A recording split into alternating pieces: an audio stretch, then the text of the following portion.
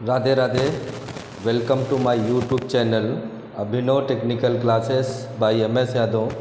पिछले वीडियो में हम लोगों ने कंडक्टर, इंसुलेटर और सेमी कंडक्टर के बारे में पढ़ा था।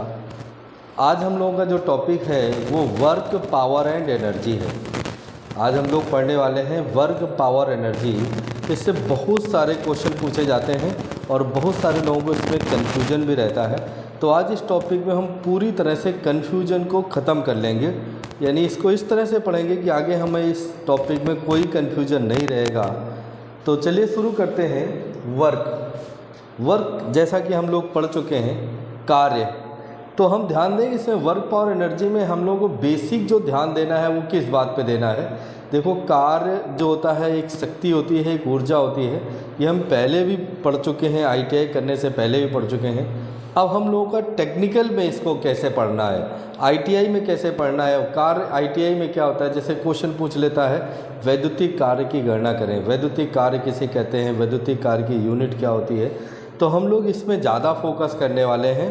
तो सबसे पहले हम बात करेंगे वर्क, पावर, एनर्जी हम लोगों का टॉपिक है और ये वर्क, पावर, एनर्जी का पार्ट 1 है। वर्क, पावर, एनर्जी का पार्ट 1 है। तो इसमें सबसे पहले बात करेंगे वर्क। वर्क मतलब कार्य। तो कार्य को हम सिंपल भाषा में कैसे करते हैं, किसी वस्तु को बल लगाकर बल की दिशा में विस्थापन करना कार्य कहलाता है। बल की दिशा में विस्थापन, अगर हम इसकी परिभाषा और दूसरी तरह से पढ़ना चाहें तो किसी बल के द्वारा किसी वस्तु को कोई बल लगा के, मान लिया जाए ये कोई वस्तु है और वस्तु पे क्या लगाएं, बल लगाएं, फोर्स लगाएं और यहाँ से इसको क्या कर दें, d दूरी, डिस्प्लेसमेंट कर दें, बल यहाँ पहुँच जाए। ये जो वस्तु है बल लगा के यहाँ, फोर्स लगा के यहाँ पहुँचा दें, तो ये हमारी विस्थापन हो गया, ये हो गया फोर्स।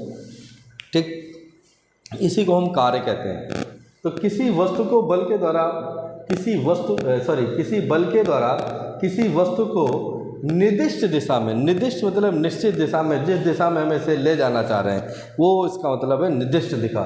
निर्दिष्ट दिशा में विस्थापन करना कार्य कहलाता है। एक निश्चित दिशा में विस्थापन करना, या हम सिंपल भाषा में कहें तो बल लगाकर किसी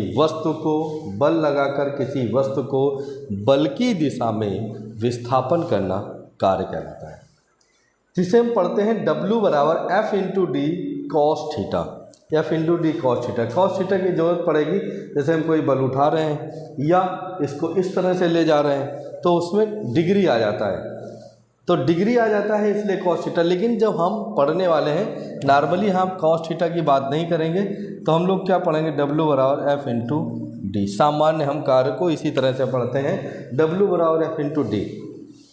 अब यहाँ से शुरू होता है F/d से कि जो कार्य है वो कहीं कहीं F/s भी लिखा होता है, तो कन्फ्यूज ना हो, F/s, F/d कुछ भी हो सकता है। तो ये हो गया हमारा मात्रक, इसका क्या हो जाता है, जूल। तो कार्य का मात्रक क्या हो गया, जूल। बल लगाकर किसी वस्तु को बल की दिशा में विस्थापन कार्य कहलाता है, इसका मात्रक जूल। दूसरा मात्रक इसका क्या होता है, न्यूटन मीटर।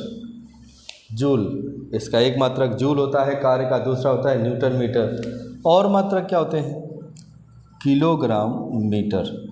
किलोग्राम मीटर, इसका एक मात्रक किलोग्राम मीटर भी होता है। लेकिन अगर इसकी और दूसरे मात्रक की बात करें तो दूसरे मात्रक क्या होते हैं, जैसे हम कहें F तो F बराबर क्या होता है, F बराबर हम लोगों ने पढ़ा हुआ है। अगर हम बात करें यहाँ पे लिखें F बराबर m/a, ये पढ़ा हुआ है सबने, F बराबर m है। तो यहाँ पर F की जगह क्या लिख सकते हैं, m/a/d।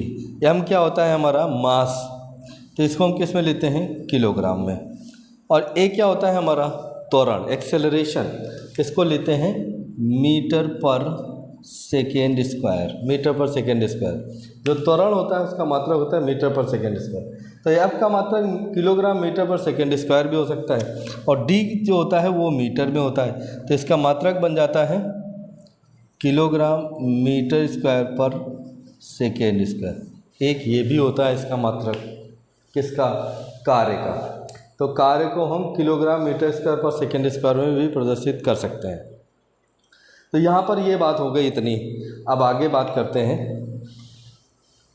तो ये यूनिट हम नोट कर लें, जूल, न्यूटन मीटर, किलोग्राम। हमारा काम यहीं तक चलता है, इसकी हमें ज़रूरत नॉर्मली नहीं रहती है। किलोग्राम मीटर स्क्वायर पर सेकेंड स्क्वायर की ज़रूरत नॉर्मली नहीं रहती है, लेकिन ये भी शो हो सकता है।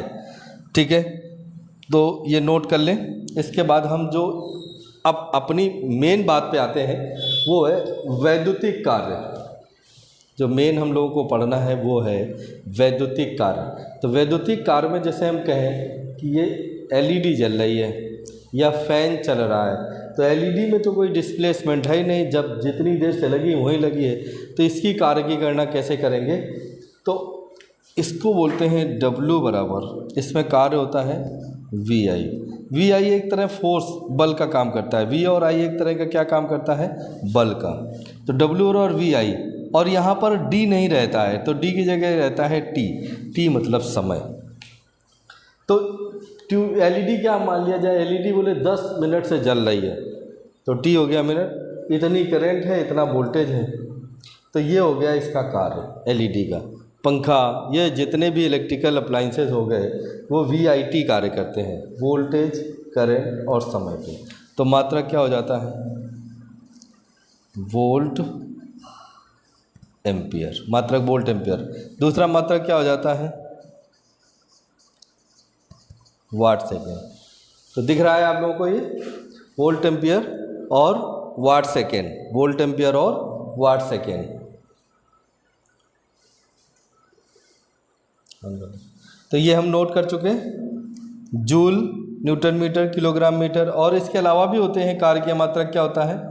डाइन, डाइन होता है, आर्ग भी होता है।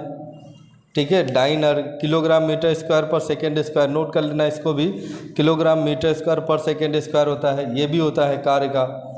और अगर हम कहें तो 1 जूल, यहीं पे लिख देते हैं, 1 जूल बराबर 10⁻7 अर्ग के। 1 जूल में 10⁻7 अर्ग होते हैं, में 10⁻7 अर्ग होते हैं। दूसरा अगर हम बात करें कि 1 न्यूटन में, 1 न्यूटन किसके बराबर होता है? तो 1 न्यूटन में 10⁻5 डाइन होते हैं। 1 न्यूटन में 10⁻5 डाइन होते हैं। एक बार हम इसको फिर से एक क्रम पे लिखते हैं, जिससे ये याद रहे आप लोगों को सही से। तो यहाँ से हम इसके क्रम से लिखते हैं, एक बार फिर से देख लें इसे। करना क्या है हमें? यहाँ पर हमने W बराबर F × D लिखा। तो F और D, इसका मात्रक सबसे पहले हमने बताया जूल, तो यहाँ पर लिख देंगे जूल। अब जूल के बाद क्या लिखा हमने? Newton metre. न्यूटन मीटर के बाद क्या होता है? Kilogram metre. किलोग्राम मीटर के बाद भी क्या हो सकता है? किलोग्राम मीटर स्क्वायर पर second square. Kilogram metre square पर सेकेंड स्क्वायर कहाँ से आया था? ये हमने बताया था कहाँ से आया है। F बराबर MA, F बराबर MA होता है, वहाँ से आता है। अब अगर हम इसके आगे की बात करें तो क्या होता है? इसको हम डाइन भी पढ़ते हैं, डाइन। और इसका अर्ग भी होता है, अर्ग। तो कार्य का मात्रक जूल भी होता है, न्यूटन मीटर, किलोग्राम मीटर होता है, किलोग्राम मीटर स्क्वायर पर सेकेंड स्क्वायर होता है, डाइन होता है, अर्ग होता है। अब इनमें संबंध की बात आती है, तो किसके साथ क्या संबंध होता है? तो जूल, 1 जूल बराबर 1 न्यूटन मीटर की। 1 जूल बराबर 1 न्यूटन मीटर होता है। अब इसी तरह से हम बात करें कि 1 जूल बराबर, तो ये देखेंगे इसका मात्रक कैलोरी भी होता है, कार्य का मात्रक कैलोरी भी हो सकता है। तो यहाँ पर हमने लिखा 1 जूल बराबर 1 न्यूटन मीटर के। 1 जूल में 1 न्यूटन मीटर होते हैं, 1 जूल में 10⁻7 अर्ग होते हैं, 1 न्यूटन में 10⁻5 डाइन होते हैं। फिर हम बात करेंगे कि जो 1 kilogram metre, 1 kilogram metre, 1 kilogram metre जो होता है वो होता है हमारा देखेंगे 1 किलोग्राम मीटर बराबर 9.806 जूल होते हैं। इसको हम 9.806 ना पढ़ के इस तरह से पढ़ लेते हैं 9.81 जूल। 1 किलोग्राम मीटर में 9.81 जूल होते हैं। अगर ये 9.81 जूल होते हैं तो 9.81 न्यूटन मीटर भी हो सकते हैं। इसको हम इस तरह से भी लिख सकते हैं 1 किलोग्राम मीटर बराबर 9.81 न्यूटन मीटर के 9.81 न्यूटन मीटर के इस तरह से भी लिखा जा सकता है इसे। अब अगर बात करेंगे कि जूल को कैलोरी के साथ क्या संबंध दर्शाते हैं, तो जूल को अगर कैलोरी के साथ दर्शाना होता है तो अगर हम कहें एक कैलोरी बराबर होता है 4.18 जूल। एक कैलोरी बराबर 4.18 जूल। और कहें 1 किलो कैलोरी बराबर 4180 जूल के। 1 किलो कैलोरी बराबर 41, ये दिख नहीं रहा था, हम यहाँ लिखे दे रहे हैं 1 कैलोरी बराबर 4.18 जूल के, 1 किलो कैलोरी बराबर 4180 जूल। अभी दिखाई दे रहा है, यहाँ लिखने पर दिखाई नहीं दे रहा था इसलिए हमने यहाँ पे लिख दिया है। तो ये आप पॉइंट सारे नोट कर लें। ये W बराबर F इंटू डी ये कार्य का फार्मूला है। ये सारे के सारे इसके क्या है, यूनिट हैं। ये यूनिट के संबंध है, 1 जूल में 1 न्यूटन मीटर होता है, 1 जूल में 10⁻7 अर्ग होते हैं, 1 न्यूटन 10⁵ डाइन के बराबर होता है 1 किलोग्राम मीटर में।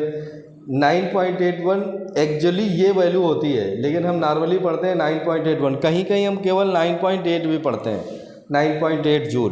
तो 9.81 जूल होते हैं 1 किलोग्राम मीटर में, 9.81 न्यूटन मीटर भी हो सकते हैं। 1 कैलोरी में 4.18 जूल होते हैं, 1 किलो कैलोरी में 4180 जूल होते हैं। तो ये एक दूसरे के बीच में संबंध बता रहे हैं और ये इसकी यूनिट है। अब हम लोगों के आगे पॉइंट आता है, इसको हम हटा रहे हैं, आप लोग इसको नोट कर लें। अब हम बात करेंगे वैद्युतिक कार्य की। तो वैद्युतिक कार्य में W बराबर VI इंटू टी होता है। W बराबर VI इंटू टी होता है, क्लियर है। तो VI T volt ampere second, या दूसरा मात्रक हो जाता है वाट सेकेंड। अब बात आती है कि 1 जूल कितने वाट सेकेंड के बराबर होता है। 1 जूल में कितने वाट सेकेंड होते हैं, तो यहाँ पर लिखेंगे 1 जूल बराबर 1 वाट सेकेंड के। 1 जूल में 1 वाट सेकेंड होते हैं। 1 जूल 1 वाट सेकेंड के बराबर होता है। तो अगर 1 जूल 1 वाट सेकेंड के बराबर होता है तो 1 न्यूटन मीटर बराबर भी 1 वाट सेकेंड के होता है। 1 न्यूटन मीटर में भी 1 वाट सेकेंड होते हैं, 1 न्यूटन मीटर में भी 1 वाट सेकेंड होते हैं।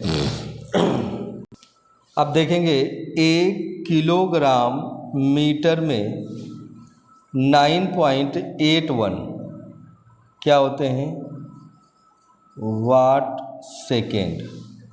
क्योंकि अभी हमने पढ़ा था 1 किलोग्राम मीटर में 9.81 जूल भी होते हैं, और 1 जूल में 1 वाट सेकेंड होते हैं। तो जितने जूल थे उतने ही वाट सेकेंड हो जाएंगे। तो 1 किलोग्राम मीटर में 9.81 या 9.806 वाट सेकेंड होते हैं। तो इसे पढ़ते हैं 9.81 1 किलोग्राम मीटर में 9.81 वाट सेकेंड होते हैं।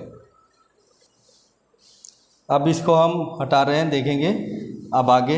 ये नोट कर लें सारे के सारे फार्मूले। एक क्वेश्चन हम कार्य की में क्वेश्चन की बात करें, जैसे हम कहें कि 100 लीटर पानी 10 मीटर ऊंचाई तक उठाना है तो कितना कार्य होगा।